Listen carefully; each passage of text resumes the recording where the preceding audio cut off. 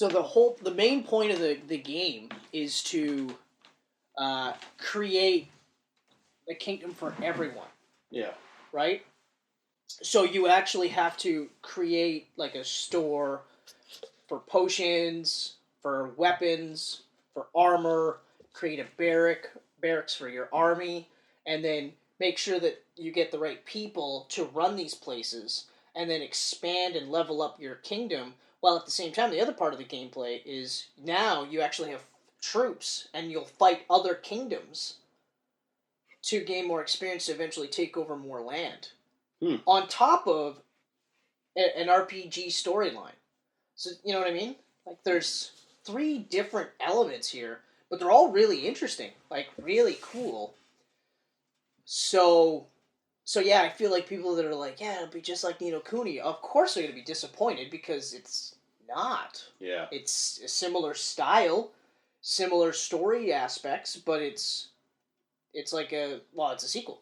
Like, I would say, like, if you like Final Fantasy, and you know that most Final Fantasies aren't a sequel, then you have that same mentality, you should be fine.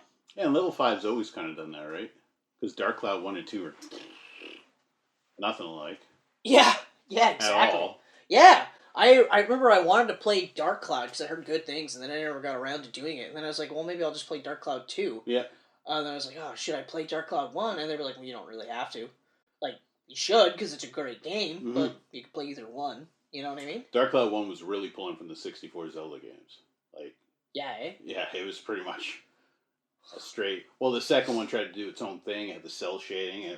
Yeah. It's pretty sweet looking. Cell shading, that's the one I keep thinking of when I think about Dark Cloud. It's Dark Cloud 2. Yeah. But even the random generated dungeons I thought was kind of an interesting thing. Mm-hmm. But, like, so far, I'm only about 8 hours into the game, but so far it's pretty good. Yeah. Like, I'm enjoying it. Nice. It's like Persona 5, apparently, you gotta play for like 20 hours before you actually get into the game. And I played That's Persona a long 4. one, right? Yeah. Well, they're both fairly long. Yeah. Like, Ni no Kuni 2 is like 80 to 100 hours if you try to do everything. Yeah. And Persona 5 is about the same. Is it? If not upwards to 120 hours. So, whatever. I bought a Switch. Oh, that's exciting. Use my Optimum Points, got for $40. Can't go wrong. Now you can play Breath of the Wild. I had that on my Wii already. Oh, yeah. Really? I didn't know it was on the Wii. Yeah, it came out on the Wii U. It was the last game to come on the Wii U. Yeah. How is it though? It's cool, but it's so different, right? Like James and I played it last Christmas when he was actually here. Yeah. I don't know. I Is it like too open world? Is that the issue? It's really open world. I'm very picky. Like open world, I don't know. I like more linear stuff. I like stories, right? I feel like open world is just fucking wasting time half the time. I find like it for me. It depends on the game. Like, because I'm struggling with Death Stranding. Really, eh? Yeah. 10 hours in, I'm like, I should maybe just trade this in. Yeah, that's another one too where I've heard like if you're, you got to play for like a good 10 to 15, 20 hours. Yeah. To get into it. And then, like, Kojima's such a great storyteller that I wish he would not do open world games. Because what it does is it's telling a story and then it puts it on pause for 4 hours. And then I'm fucking around with parcels and packages. Because it's just a delivery simulator. Yeah, that's one of the biggest complaints I heard was... So... And I gotta say, like, okay, part of it, yeah, because I played RPG, so I'm used to there being a chunk of time where you're, like, getting your legs in the game. Yeah. So, like, a good RPG, you're, like, 4 to 8 hours into it before, like, you're really, like, okay, this is the story, right? It always starts off here, and you're, like, you got the impetus to start it, and then you're, like, oh, that's kind of the whole point, right? Mm-hmm. And then, of course, you know, they encourage exploration and things like that. So when RPGs are really linear, I'm like, I don't fucking like this. Even though the story could be amazing. Mm-hmm. Like Final Fantasy X. That's one of your favorites, isn't it? 10's the Final Fantasy I played the most of. Yeah. Because that's incredibly linear. Like that's incredibly linear. My hours into that went double digits, and that's never happened with any RPG. Yeah, I remember really. I was surprised by that, and then the more I think about it, it's because it's incredibly linear. It's a very linear game. It's only until like literally the end of the game where they're like, now you can go wherever you want, wherever you've been already, and then there's like 3 or 4 secret spots where if you know the latitude and longitude, the coordinates, then you'll be able to go there. Whereas for me, while I love this story, that's one of my least favorites. Even the gameplay, I thought the gameplay was awesome. Mm-hmm. The sphere grid was amazing. Yeah. Graphics are great. Voice acting was okay for the most part. Yeah. But that's one of my least favorites because there's almost no open world aspect, right? Yeah. But I understand where you're coming from, where after a while you're just like, oh yeah, I guess I should play the story, you know?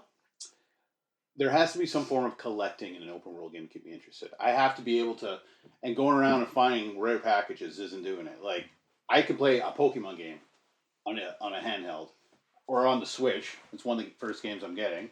Okay. Because I'm going around collecting Pokemon, and I'm going to the gym, and I'm raising up these Pokemon, and I'm going and battling the Pokemon. I see what you mean.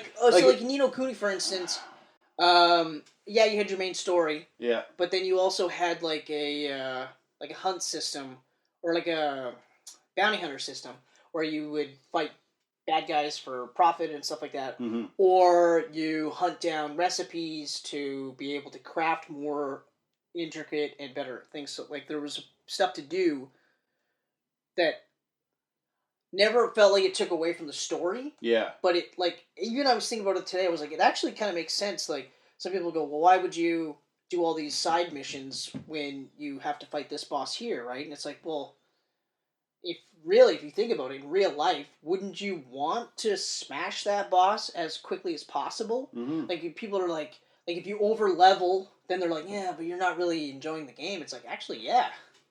I am enjoying the fact that I'm destroying this boss really quickly, because in real life, I want to do that. I wouldn't want to drag this out, right? Yeah. I wouldn't want to get to a point where I'm down to, like, my last 3 fucking potions, and one of my party members is already dead, right? So I look at the side quests as a way to build me up to get to that point, but I understand where you're coming from. Yeah. Especially because, like, when I found out that Death Stranding was largely a mail carrier simulator with, like, intriguing stealth elements to it. Yeah. But most of it was just you going from here to here and trying to figure out how to make sure that you don't fucking fall over or the packages get damaged. I was like, I don't know, man. And then when, like, even when you're talking with Will about it, and he's like, 16 hours, you get to that 16-hour mark, and that's when you get in there, I was like... And I'm just like... That's a long time for me to play something I'm not into to see if I can get into it. Yeah. I mean, you know, like, R2 and L2, you gotta hold them the whole game, because it holds each button's a strap. Course, so you're holding it so you don't tip. Because if you let go of that for a few minutes, he's going to start tripping. Yeah, I know. I and saw you're a couple fall down, your shit's going to get damaged. Yeah. Ugh. I don't know. You got going, like, poison rain that's destroying the packages. I know, and you, like, there's all these things, and it's just like to be honest, I wasn't that excited for it. Even with the trailers, like, okay, Norman Reedus is in it, and okay, Guillermo del Toro's in it. I was like, oh, alright. But the graphics are gorgeous.